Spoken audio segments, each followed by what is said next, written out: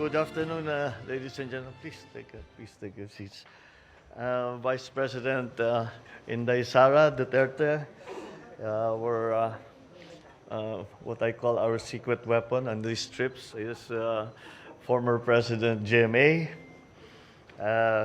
the Speaker of the House, Speaker Martin Romualdez. Is the ambassador here with us? Ambassador, how good to see you.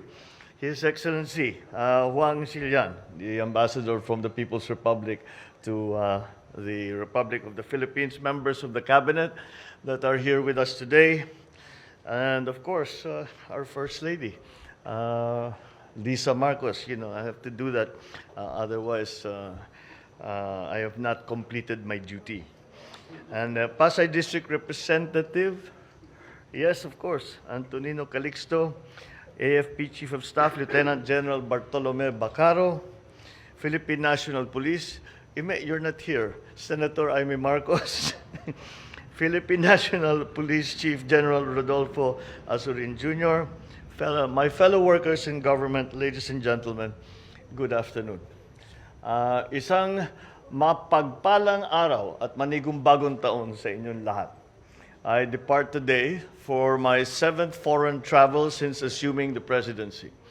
Upon the invitation of President Xi Jinping, I will be undertaking a 48-hour visit to the People's Republic of China. Significantly, this will be my first bilateral visit to a non-ASEAN country. I took a similar journey to China as a young man several decades ago, and I was witness to a historic milestone in Philippine foreign policy as I accompanied my mother, former First Lady Imelda Marcos, in 1976, as she laid the groundwork for the establishment of diplomatic relations between our two countries. Eventually, my father formally forged in June 1975 that diplomatic agreement. Since then, I have watched the development of our bilateral ties with great interest and attention. In undertaking this trip, I continue that legacy of strengthening the bonds of friendship established between the Filipino and Chinese peoples and fostering bilateral ties to a higher plane of cooperation. Although diplomatic relations between the Philippines and China were established only 47 years ago, our history of friendly exchanges with our northern neighbor goes back centuries. Bilateral cooperation has grown steadily. Today, our ties are deep, multifaceted, and mutually beneficial.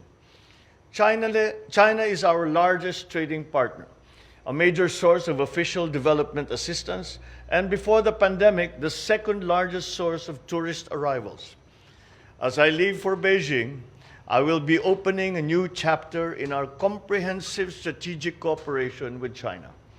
We will seek to foster a meaningful relation and broaden our cooperation in various areas, such as agriculture, energy, infrastructure, science and technology, trade and investment, and people-to-people exchanges, amongst others. I look forward to my meeting with President Xi as we work towards shifting the trajectory of our relations to a higher gear that would hopefully bring numerous prospects and abundant opportunities for the peace and development to the peoples of both our countries. In this regard, I also look forward to discussing political security issues of a bilateral and regional nature.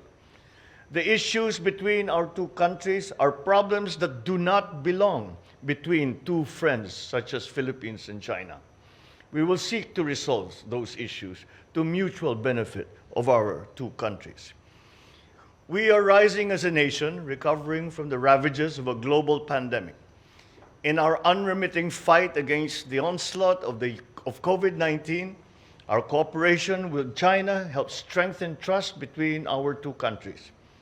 I recall our country's profound appreciation and gratitude when China was there to extend its helping hand in the form of vaccines, personal protective equipment, and technical assistance at the initial onslaught of the pandemic.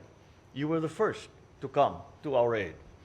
In this upcoming visit, we expect to sign more than 10 key bilateral agreements to add to the over 100 agreements we already have with China. As our doors open up in the new normal, I will invite our Chinese neighbors to once again return to the Philippines as tourists, as students, investors. Aside from sharing the wonders of our archipelago with our Chinese friends, strengthened people-to-people exchanges will allow us to bridge gaps in understanding between our two countries at every level. I shall push for the resumption of tourism and cultural cooperation between our two countries. In Beijing, we will seek to harness the potentials of our vibrant trade and investment relations as we accelerate the post-pandemic growth of our economy. In these meetings, I will be joined by key private sector representatives who have been and will continue to be our partners in boosting our economy. I hope to return home to the Philippines with a harvest of agreements and investments that will benefit our countrymen and further strengthen the foundation of our economic environment.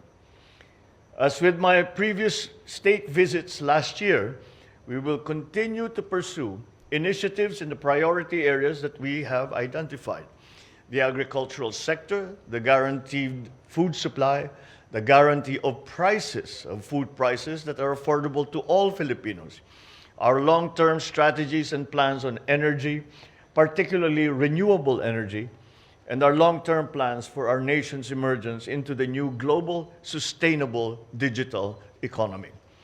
Thank you very much, and wish me luck on this very important trip that we are taking.